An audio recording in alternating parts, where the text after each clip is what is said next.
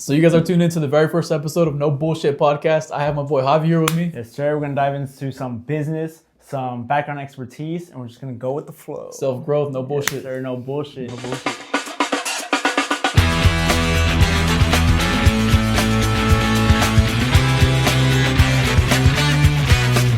First of all, thank you for being here, man. I know you're a business owner, man. So just tell me a little bit about that. What is it that you do? What got you into it? And kind of just go off a little bit, picking your brain here. Yeah, I mean, I didn't really have a choice. Growing up, my dad was a concrete finisher. Mm-hmm. He ended up leaving that position and getting into his own business. By the time I was 13, I was basically, I wouldn't say forced because I wanted to go ahead and work along with them. Yeah. But it was a great opportunity, Okay. So right from when I was 13 all the way to now, I've been working construction. 13? What were you doing at 13? 13, I was on the roof. You were on the roof? You were putting shingles up? I was putting shingles up. I was climbing up the ladder. I was terrified, bro. Oh, shit. I was terrified. You never fell off? Never fell off. Well, I'm here, bro. But so you were in roofing at 13 then? Yeah, back then my dad started as a roofer. So yeah. He was it's crazy to think about because my dad was roofing roofs by himself. He Really? didn't have a crew. So he'd be subcontracted. Right, yeah. But then he'd be roofing by himself. He'd be doing like tearing off shingles, hauling the trailer, throwing it away, and then nailing the shingles on. And then after he gained enough money, he was able to buy equipment to go do what he's better at, which is concrete. Mm-hmm. So, because obviously the concrete equipment is a lot more expensive. You need the capital. Right? A skid steer, $60,000 new. They're a lot more. They're like $90,000 now. You need a concrete buggy. You need a truck. You need a trailer, and then you can go ahead. You can grow. You can get your own dump truck. You can get multiple trucks. But yeah, as soon as he got the money, he moved into concrete, and that's what I'm mainly based in as well. My expertise is more so concrete. And then because of that concrete, I was able to get into dump trucking. So being on the site, on the concrete site, we need dump trucks coming in because we're tearing out concrete. We need dirt. We need gravel. So dump trucks are coming in and out, and I would see them all the time. I'm just like, maybe I should, You saw dollar signs? They're pretty relaxed. You're like Mr. Krabs? They're in there chilling. They're just driving around. Yeah, bro. It's way better than being out in the sun dying. Bro. Cool ass trucks, them loud, straight piped. Jake brake. Slow though. Turn that shit on slow. It is slow. It is slow, but they're tight. So by the time I was 21, the company were to a point where we needed a dump truck. Mm-hmm. And I was like, well, I want to take that as an opportunity to go get my own license as a CDO, commercial driver's license. So I went, I found Metro Community College here in Omaha. Right on. They, it's pretty early on because at that time when I was getting my license, I had to go to school. This was 2020? 2021. 2021? Back then, before 2021, you just go to the DMV, get your permit, and then after your permit, you can take the test. And so the permit it's like a driver's permit, right? You just it's like a driver's ride permit, along with somebody for a little bit, and then you take a test. Yep, exactly. Yep. So it's easier. It was a lot easier back then, but now too. it was cheaper. Like maximum, you're paying $25. Nowadays, especially after I got out of school, I see guys are paying like $6,000 just to get their CDO. There was like a boom during the pandemic to get into trucking. Yeah, right? there was to a get boom like too, box trucks. Yeah. You need a CDL for that. It depends on the weight. CDO just depends on the weight. Like 26,000 pounds, 26,001 pound, you need a CDO. If you're 26,000 pounds and under, you don't need a CDO. But during COVID, there was like a need for truckers, and then two, there was just people, high school kids just coming out thinking they can get a CDO, right? One, being driven to get a CDO. And so do you think that's what drove states to move towards being stricter? I don't know. I feel like it was kind of like they did that in contradiction for what the position they were in. Because, they made it tougher for people to get CDOs.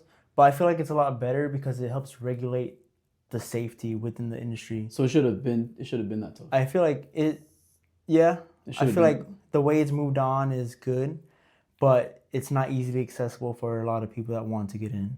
Because now they're needing to spend that $6,000 or however much they need to pay just to get a CDO.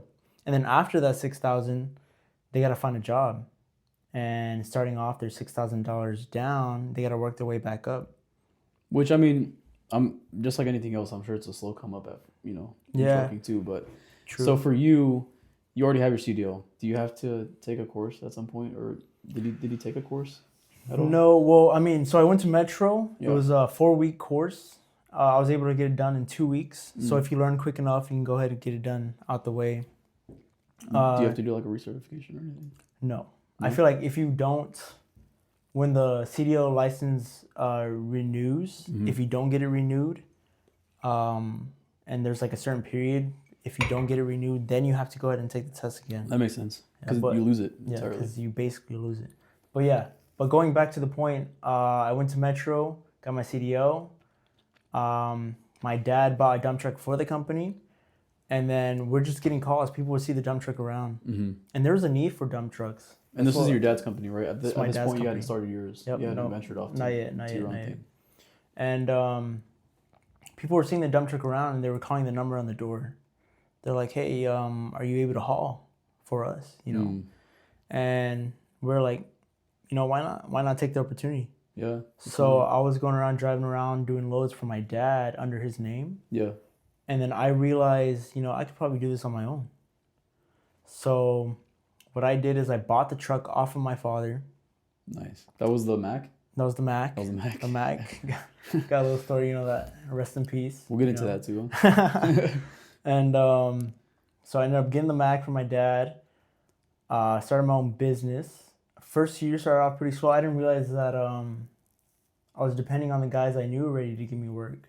Mm-hmm. But that's what really held me back, as a business owner. That kind of like stunts your growth, is just kind of just relying on what's there. You gotta, as a business owner, you gotta be able to go out and get it. You gotta put in the effort constantly day to day. If you're not marketing on a day-to-day basis, you're losing out on a lot. Let's say you market for a week, you can go ahead and put Facebook ads for a whole week. You get 3 jobs, you get satisfied, you don't keep putting out your ads. Once those 3 jobs are over, it's going to be a continuous cycle of you getting work and then losing, getting work and then sitting. So that's why you just got to be out there every day marketing. Because as a business owner, you're a salesman first. Okay. Without sales, there's no work. Okay, so in my line of work, I'm really like a salesman. I'm not a business owner myself, at least not yet, but I'm absorbing knowledge from you right now. So this is really good. But without sales, there's no one to do the work. You're recruiting people for the Navy. Obviously, they're well set off. A $1 billion industry, but it starts with you. You're right. And just from there, it's just a lot of learning, a lot of making mistakes, and with time, it pays off. But you got to realize if you're starting a business, you got to be able to be willing to take hits. You're not going to make $100K the first year. You're not going to go make $500,000 the first year. It depends. It depends on the industry that you're in. If you're a roofer and you've been doing it as a subcontractor and then you start learning the business side and then you go in, you could easily make $1 million a year as a roofer. Not easily. If there's a big hailstorm, you can go out, No bullshit. But yeah, with time, you learn, and you just go with the flow. You got to keep the momentum going, and just keep putting the effort as a business owner. So how long have you had your business going now? It's been about, I think we're going since 2020, so it's about 3 years. 3 years. 3 years. So that's a pretty good amount of time, man. 3 years to do anything, that's a long time, especially you only being 23. Mm-hmm. Yep. You've dedicated a lot of time to it. What would you say that is there anything right now that you could do to improve yourself for your business?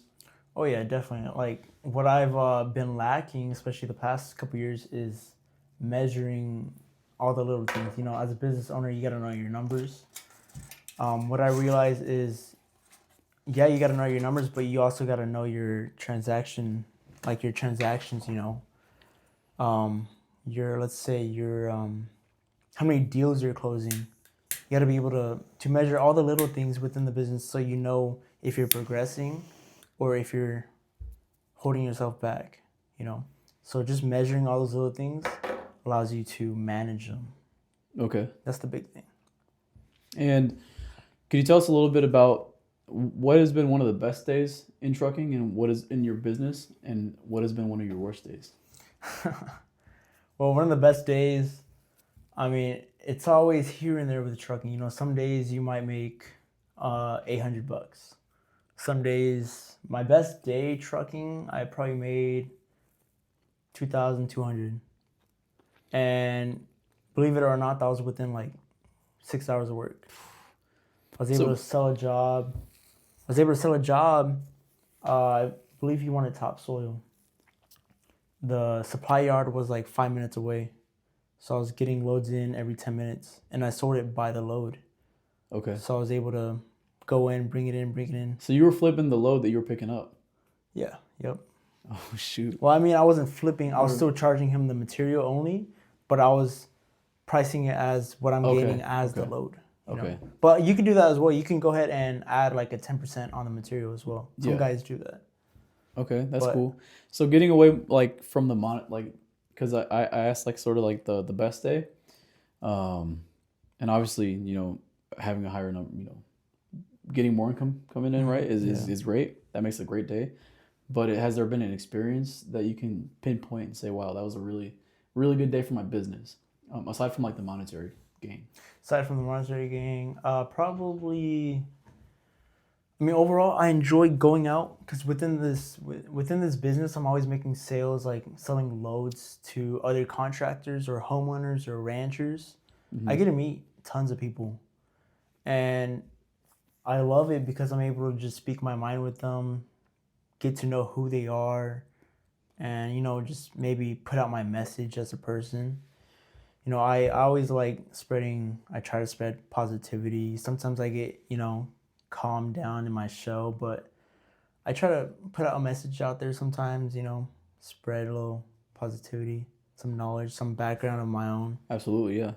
And that's what sells too. So before getting into the second part of my question, have you always been out there? Like, have you always been an outgoing person, and have you always been able to just talk and get words out and sell yourself, I guess, like sell what you have?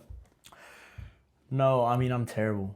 Is it something that you still struggle with? It's something I still struggle with, and I hate myself for it because, you know, I mean, I don't look at it as like a sales tactic. I just look at it as being a good person overall. And that's what sells, right? And that's what sells, you know? What sells? I mean, you got to be able to have your own message to put out there, you know? You want to be a good overall person. You want to spread the positivity. You want to put out, as a business owner, a good product. 100%, yeah. And just playing all those roles. I mean, I wasn't always a outgoing person, especially throughout my younger years. I always stuck to myself, and nowadays I still stick to myself. Hey, but in middle school, you were pretty crazy though. I mean, within our friend group. Within our friend group. But yeah, definitely going out there and just meeting and talking to as much people as you can opens up so many opportunities. 100%. No bullshit, bro. 100%. So, you know, going back to when I had said that I'm in a sales position, it feels like I'm in a sales position because, you know, I'm a Navy recruiter. So I have to go out and sell the Navy to everybody I talk to, right? I sell it to the kid at the Jimmy John's drive-thru. I sell it to the kid at Best Buy that's selling me a laptop charger. You know, to my neighbor. My neighbors are all old, but, but you get the idea. But yeah, man, I'll sell it to anybody, and I feel like I've gotten to a point where, bro, I could sell a rubber to a monk, bro. No bullshit, no bullshit, bro. I feel like if you give me somebody if you put somebody in front of me that doesn't really know what they have going on, doesn't really have like a full vision of what they want, I'll just put my experience out there, and I'll just be real with them, you know. I'm going to tell them you're going to have bad days and you're going to have really good days.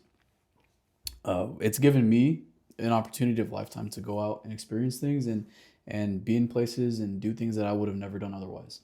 And the main thing that I think has gotten people to, you know, sit down and talk with me has been just being real, and like being kind obviously is like is what gets people in the door, but the realness is what sells, you know.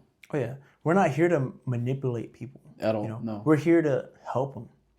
You know, we want to go out and we want to help them get what they want. We're not trying to hold people back. We're not trying to push anything on anyone. You just overall want to help them. Like, you're not going to upsell some bullshit on nobody. No. Yeah. I mean, there's no point. Why would you want to do that? Especially within your own community. You don't want to create a bad community around yourself. When it leaves a bad name, you know? Yeah. And it's, you know, it's not all about me. I like to think about it's about everyone around me. The industry. I mean, not more so the industry. Like, let's say we live in Omaha. Yeah. Every little thing we do contributes to Omaha. 100%, yeah. And, you know, obviously we want our own living space to be as best as it can be. So it's all about just helping each other. Yeah, man. I see that. But I don't think people see the big picture all the time. Yeah. But if we're out, you know, doing things that's screwing other people over, especially in our community, it's going to bring everybody down, you know?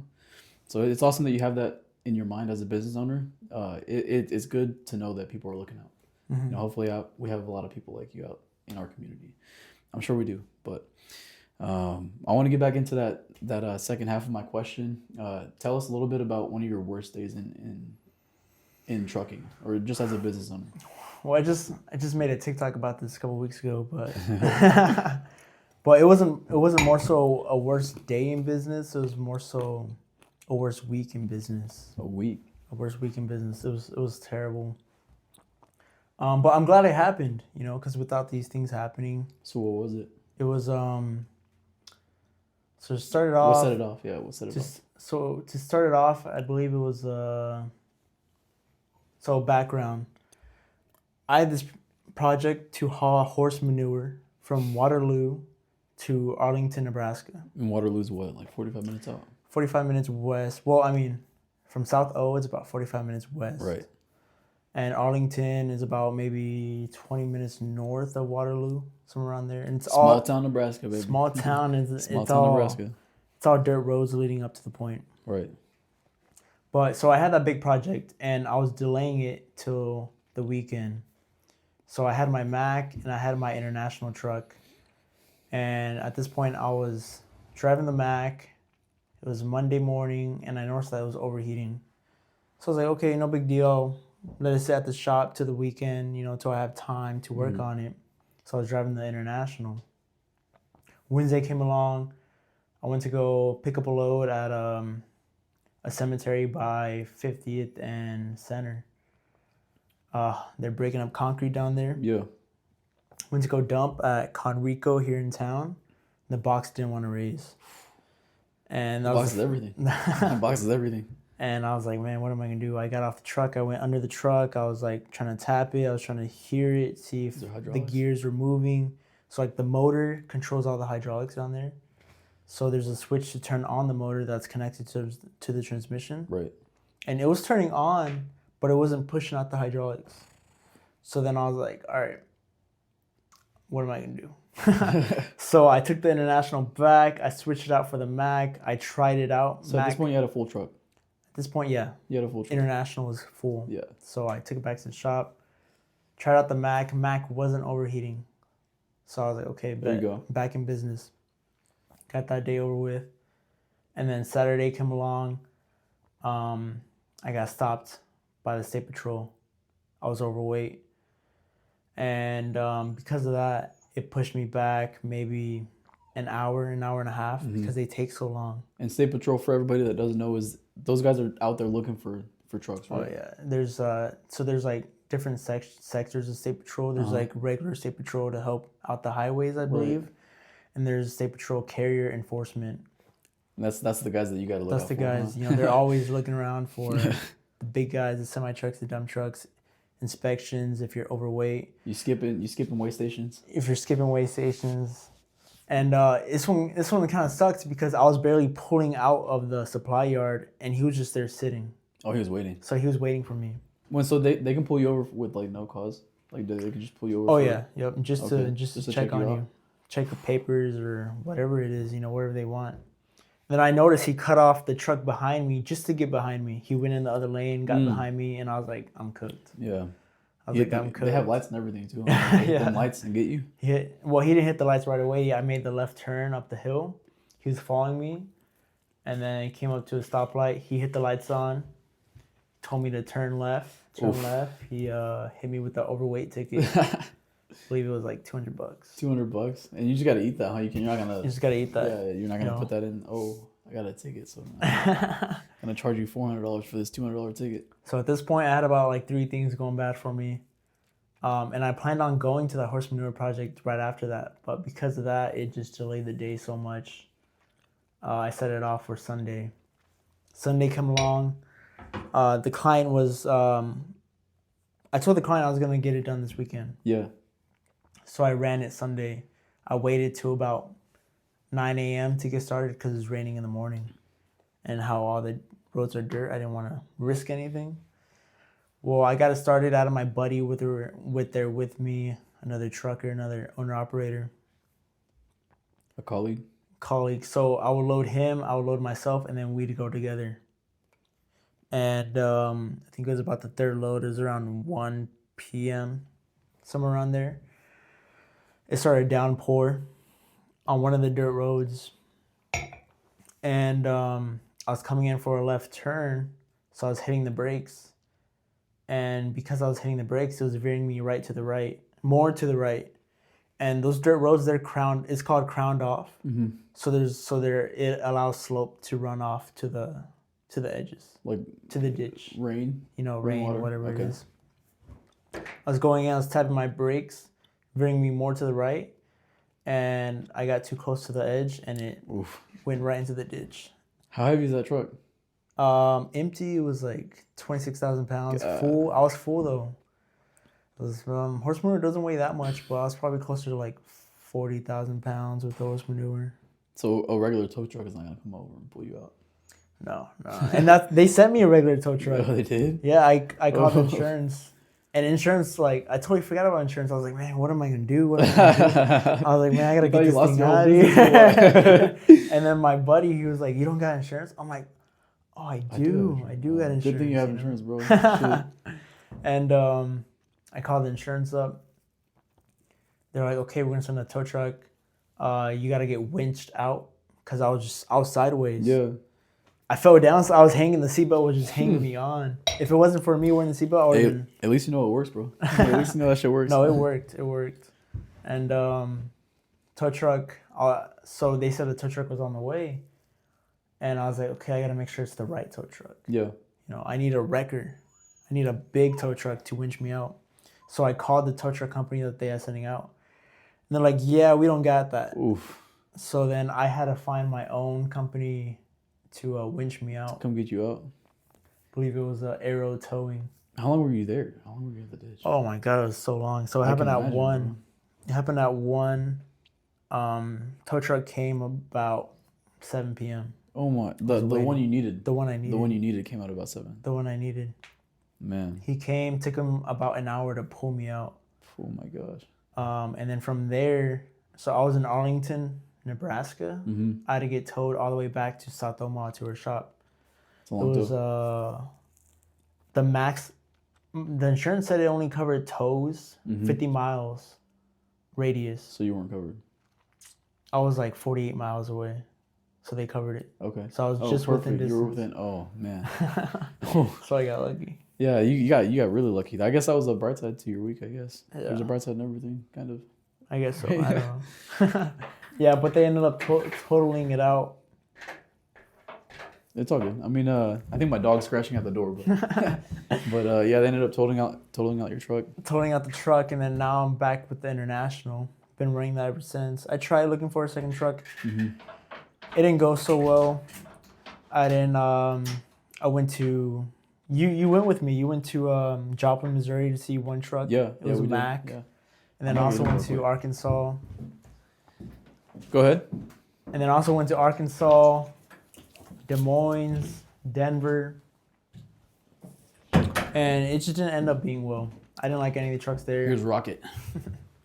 I didn't like any of the trucks there, so I ended up just staying with what I got going into the next year with the money I had. You know. Okay. But I thought it was great, though, because this year I've been starting to get more into roofing.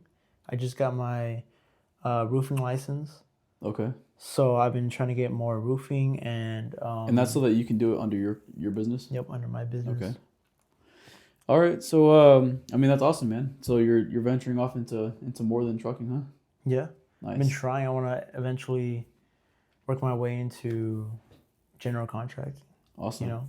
There you go. So kind of moving away from like the business aspect. I mean that's awesome, man. You have a lot of really awesome things going on right now. What would you say in your life? This is kind of getting a little bit more personal, but in your life, what are some good habits that you have right now that you have going on? Some good habits that I have going on. Let's say just being overall prepared, you know, being ready for the next day to come. You gotta set yourself up for success. Um, like I said, it was like laying your clothes out for the next day, having your papers set for the next day, your Right. schedule, your to-do list, so you know what's to come, so you're ready for it. There's like a saying in my office, and I kind of hate hearing it, bro, because it's kind of like directed to me sometimes. Um, plan to nah. Failure to plan is like planning to fail. Yeah, Um, exactly. so I mean, yeah, I mean that's 100% is what you're saying, man. Lay your clothes out, get that mindset that this is what I have going on tomorrow. I kind of struggle with that sometimes, just because like what I do, like I have a uniform, bro. So I wear that same uniform every day. Do the same thing every day. It feels like, so I get really used to routine, and like there's no variation. Like I don't have a truck that's gonna flip over. I don't have a load that I'm gonna be pulled over for like being overweight. There's no like X factor. It feels like sometimes, and it's just real easy to get like complacent, real too relaxed, Hmm. and kind of lose out on routine. But Yeah, I feel like that's what holds a lot of people back. You guys get to people can get too complacent, too comfortable. You always got to be able to put in the effort within business. You got to have the discipline to be there day in and out, to be putting in the work so you can get what you want eventually. no But bullshit. business is long term. It's not like you're not in it for just 5 years. You see it as like a slow come up if it This has to is be, and then you just it's your life. yeah, It's basically your life. you have to make it your life. You're in it till you're done. It's a game. Let's say I'm 23 years old. I expect to be in business until I retire. You When do you know, want that to be? I have No no set idea. I age. have no idea when that's gonna No be. set age. Maybe I won't even retire. Maybe not. My dad, he's still going. Well, I mean, he's not even that old. He's about 50 years old, but I don't think he's ever gonna retire. And if he does, The he's way still gonna it's find jobs. just because he just doesn't want to retire. He just loves doing what he's doing. That's good, man. I mean, it makes it so much better when you actually enjoy what you're doing, Yeah. and you're on your own terms. So, Yeah. what can you not love about that? That's true. You can go ahead and make your own schedules, but just because you can make your own schedules doesn't mean that you can slack off. Oh, it's so easy to slack off, bro. It's so easy. I have like a guideline on what I'm supposed to be doing, but we're in recruiting. We're kind of like we're able to make our own schedule and like do our own thing. Essentially, it's looked at as independent duty, and for us in the military, nothing we do is independent. So on the ships, I'm so used to being told what to do on certain days, when to do them, how like when to get them done. In recruiting, we have those same guidelines, but they're kind of on us to follow, and it's just so easy. It's so easy to slack off, unfortunately. But and not necessarily slack off, but there's just so many things going on all the time that a schedule can only help so much. Like you have to keep constantly updating that schedule for Mm-hmm. changes. I said earlier that there's not really like factors that just come up randomly. There are in recruiting. It's just um, not as hectic, I guess, as maybe something like trucking, but it's still super routine. Like everything we do is super routine. See, now I want to get more into your side. So, what'd you do in the Navy? Yeah, so I'm a damage controlman in the Navy. Damage control, we're the firefighters at sea. We train everybody in firefighting techniques. We maintain all the firefighting systems. That's a really hands-on job. Everybody in that job like just knows that we work long hours. You were typically some of the first to go in and like last to go out, type of thing. So I missed that aspect of my life. That part of my job was honestly really cool. The only thing I would say that I struggled with was just finding time for myself while I was actually on the ships. I did enjoy my time off 100%, but just kind of like balancing work and life before was really tough. But now I'm a recruiter, so I'm in the office now. Were you on the ship like for days and weeks on end, or? I mean, the ship when you are in port is what we call it when you're parked. It's like a building. It's just a building you go to work in. And so Monday through Friday, I would work 7 to about 4, sometimes 5 o'clock. And during that time, you just knock out maintenance. You do training. You do a lot of like trial runs on like engines and things like that. Because I also worked on engines on the ship, so that was really cool. Oh, I see. But yeah, I mean, it's really just a building when you're parked, and then when you're out at sea, there's like the work never stops because things break, or you're doing a trial like full speed run or something, or testing systems. I didn't really have to do that too much because our stuff is really like we have set schedules for what we do. Because if I ever have to test a system, the whole ship kind of has to stop because we're taking down firefighting capabilities on a ship when we do test anything. So it doesn't happen as frequently as everybody else's systems do, like the other departments. But I mean, the longest I've been out at sea isn't really that long compared to other people. I think I did like 21 days. And That's pretty long. 21 days sounds like a lot. It's 3 whole weeks, and it felt like a lot when I was out there. But I just repeated the same like 7 movies on Netflix at the time. It was like 2022. It sucked. But honestly, like you surround yourself with the people that you want to on the ship, play some basketball, you go sit out on the flight deck is what we call it, where the helicopters land, and you could watch the waves. You could, watch I don't know if you guys have ever experienced it, but when you're out at sea, that moonlight is so bright because it's reflecting off of the ocean. It's bright, out in fields and stuff too when there's no light pollution, but it's really bright out at sea. So you can enjoy some fresh air, hang out, read. I mean, it's honestly pretty fun, but it does get old quick. 21 days is a long time to be out at sea with like no cell phone connection too. It's a really long time. But I mean, there was one summer, I think it was 2022, that same year, we were out Monday through Friday for the entire summer almost. Like there was maybe a week in between where we weren't, but Monday through Friday, it sucked. We had the weekends off and that was it. Now, what was the most exciting part or exciting day of your job? The most exciting day? Probably when the very last day of boot camp. Like we do this big course, and that's I would say the most exciting day because that was like my first step into what I was about to go into, like what my career basically. Not that I'm making this like a full career, but it was exciting. I was 18, didn't really know what the hell was going on, and I was about to start my new life. So that was pretty cool. Now, I remember you said that a ship caught on fire one time, right? Yeah, the Bonhomme Richard, the BHR in San Diego, caught fire. I think it was 2021. Bro, that was a crazy experience. I was living on base, and I thought there was a fire in my room. And I look out the window, and there's just thick black smoke going through like San Diego. It covered the base, and then it covered into, just parts of San Diego, and it was a ship that caught fire. It was like 2 piers down from where I was at, and it burned for like 4 days. It was bad. Jeez. It was really bad. But I mean, thankfully nobody died. I think a couple people did get pretty banged up. But the experience was like a once in a lifetime thing, hopefully, for a lot of us to actually get onto a ship and fight fires. Like for me, that's what my job is, So finally actually like being able to do what I was trained for was awesome. I actually got to take out a fire and everything. It was cool. It was a cool experience. I do remember seeing that in the news. Yeah, it was a big thing. They had just gotten like millions of dollars worth of maintenance done, and they had maybe been out on that pier for like a couple of weeks to maybe like a month. Mm-hmm. So it was a big deal, man. Yeah, that was actually a pretty exciting day, honestly. Like obviously it's a really horrible event. We don't want that to happen to anybody, like any ship.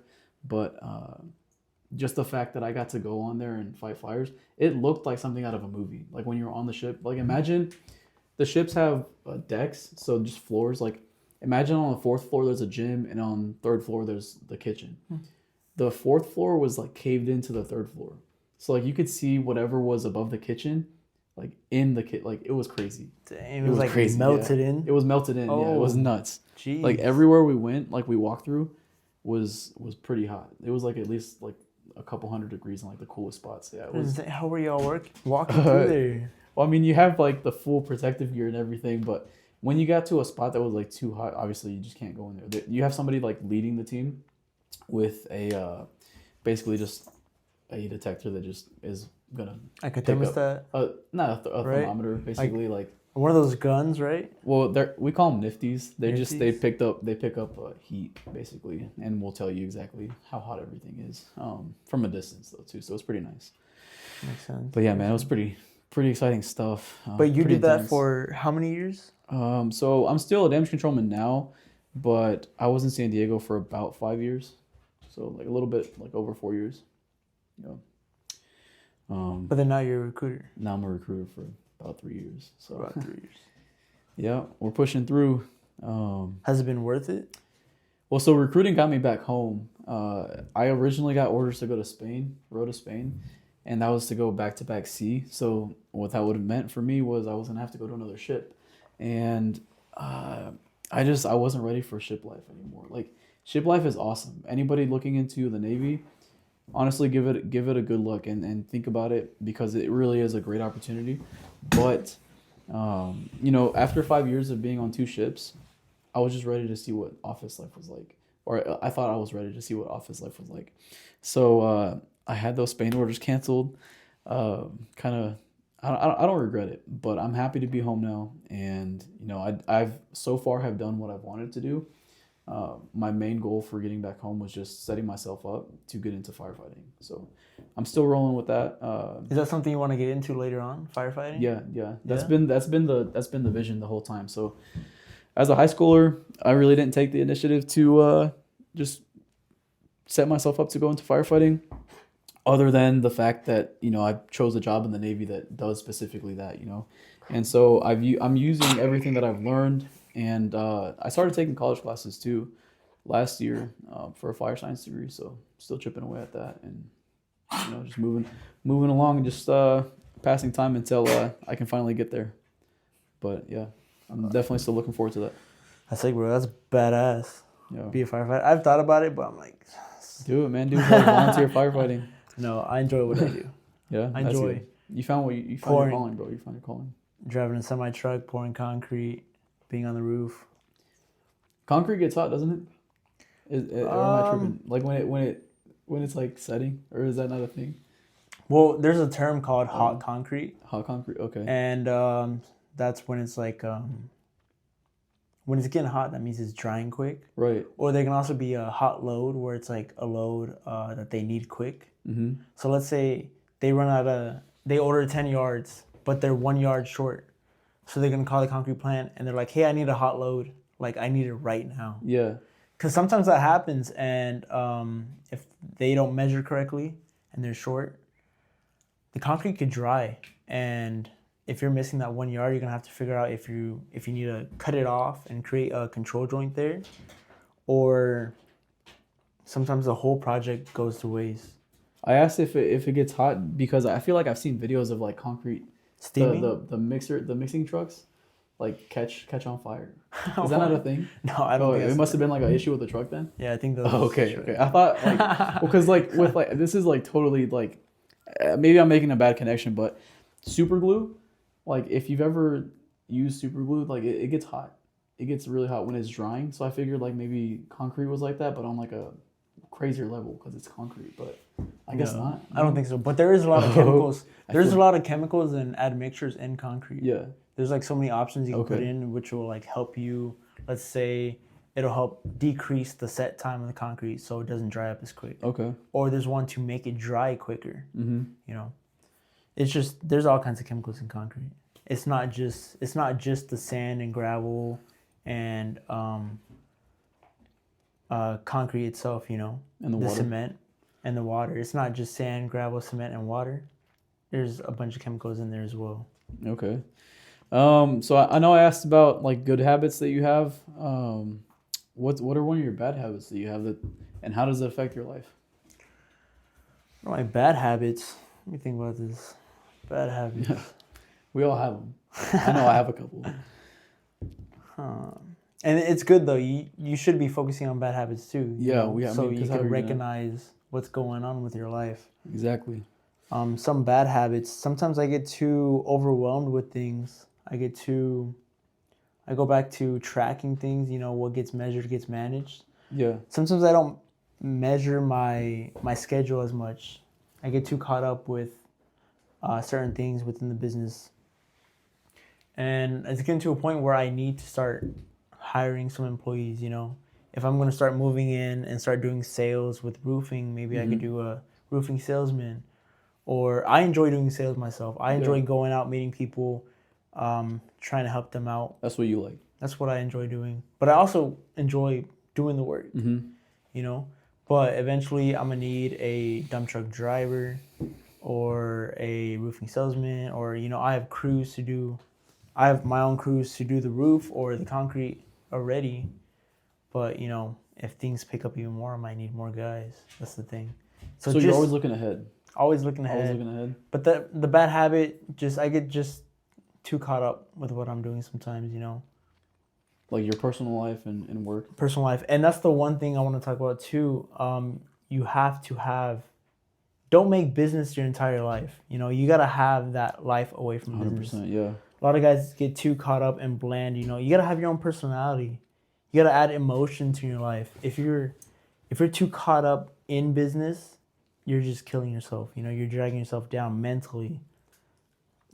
Sometimes you got to have that work balance. I'm sure it affects like family and friends and relationships too, right? Yeah, for sure. Because I think you talked about a little bit how like you were so locked in that you weren't really hanging out no more. Yeah, that's the thing. You know, you gotta have that second life to yourself. And sometimes it's good to lock in. I mean, sometimes you need a few months to just, all right, guys, I might not see you guys for this amount of time. But it's also good to, you know, let yourself relax and enjoy the fruits of your labor, you know? Oh, yeah, and communication is key. That's like, in business and in overall life, communication is like the main part that controls everything, you know? If we're not able to talk to each other, we're not able to get anything done. Right. You know, if something comes up, I got to call my guy and tell him, hey, I'm going to be late. Or, you know? Yeah, because then people are waiting on you and things don't, you know, or lose momentum. Or like in like family relationships or any relationship or all with friends, you could be like, hey, I'm mentally drained right now. I'm not going to be able to hang out. Yeah. You know, they gotta know and just able check to, in. They gotta know and able to understand. You know, absolutely. Otherwise, people just start perceiving things differently. It's kind of hard though, bro. When I don't see you, I'm not gonna lie. If I'm being honest. No. But I'll try to be more understanding. I mean, honestly, man, I feel like we hit the points that we wanted to talk about. So, I mean, thank you again for doing this with me. First episode, I feel really good about it. And yeah, man. For sure. I'm excited to see where everything goes. For sure, man. I was glad to no bullshit, bro. No bullshit, yeah. To not bullshit with me, huh? No bullshit. Well, good luck in your business, man. And yeah. For sure. This is like just chopping it up with the guys, man. So that about wraps it up. If you enjoyed the conversation and you feel like you were here chopping it up with us, please leave a like and don't forget to follow. This is NBS, and thank you, man. We're out. No bullshit. No bullshit. No bullshit.